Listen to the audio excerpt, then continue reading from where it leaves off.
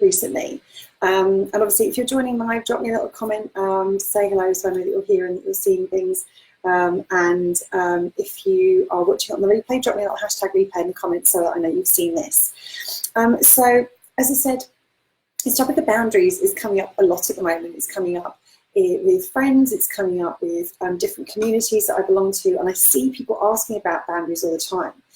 And the thing about boundaries is when I speak about boundaries, I tend to use Brené Brown's definition of boundaries, which are the boundaries are simply what is okay and what's not okay, and communicating that to people around us and holding that, that so that we ensure that what happens in our space, in our world, in our lives is in the what is okay space, and what isn't okay stays out of that.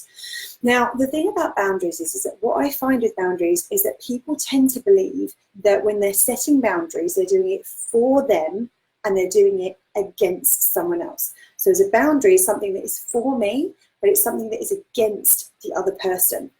And this is the thing that I wanted to address today, because there's a bit of kind of skewed thinking in this. And the reason for that is that boundaries are actually for the benefit of everybody in the situation. Because the thing is that if a situation doesn't work for everybody, it actually doesn't really work for anybody. So let's look at the example of a relationship. Let's consider it a friendship. So if what's happening with one person, something's crossing their boundary and they want to communicate it to the other person. If they don't tell the other person that something is crossing their boundary, what's going to end up happening is that resentment is going to build, and over time that relationship is going to get eroded. And rather than the relationship strengthening as time goes on, it's actually going to weaken it, and it's actually going to have the possibility of breaking in some way, shape, or form. Now, the thing is, that's the reason that boundaries are for the benefit of everybody, because boundaries help us to figure out what relationship is actually going to work for everybody involved. And if we're figuring out what relationship works for everybody involved, that's when we can build really healthy, deep, mutually beneficial relationships. So when we're putting boundaries up, we're actually doing it for the benefit of everybody in the situation. We're doing it for the benefit of us, for the benefit of the relationship, and for the benefit of the other person, even if the short term it doesn't feel that way. The reason that sometimes we can get into this place where we feel like it's for us and against them is that normally, or is that quite often, if people have not been very well versed or very well experienced in setting boundaries, what can end up happening is that they let someone cross their boundary, cross their boundary, cross their boundary, cross their boundary, and finally they go, that's where the boundary is. Don't cross it anymore. And what's happening is that feeling of, nope, that's where the boundary is. That's why we feel like we're doing it against the other person. We're doing it to protect ourselves from what the other person is doing. That's only what happens if we allow someone to consistently cross our boundaries. That's the reactionary state that happens when our boundaries are consistently crossed, and therefore our needs are continually being eroded. But if we get used to setting boundaries up front, rather than doing things when they're last minute, when things are critical, when somebody's crossed your boundary so many times that you can't help but do anything but put a boundary there in, if we get used to figuring out what our boundaries are and communicating about the boundaries as they're coming up, and actually letting somebody know, here's where my boundary is, where is your boundary, how can we figure out a way of doing this that works for both of us, then what it does is it actually enhances and supports our relationship. And what it means is that the people in your life know that when you say yes, you are a full yes, you actually mean yes, that they're not accidentally crossing your boundaries without them knowing about it, which means it actually builds more trust in the relationships.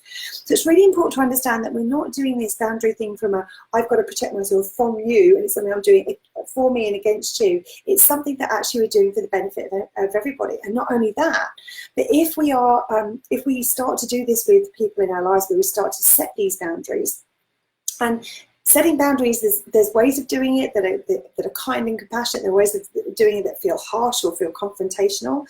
Part of the reason that people react often when we set a boundary is because they're afraid the setting of the boundary means that their needs are not going to get met in some way, shape or form. So when we can have a dialogue about it, we can figure out the way of setting a boundary that honours both people.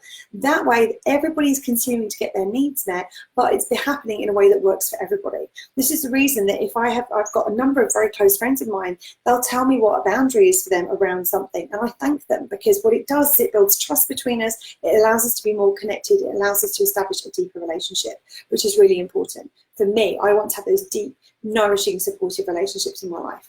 So boundaries is this really big topic at the moment that is coming up all over the place.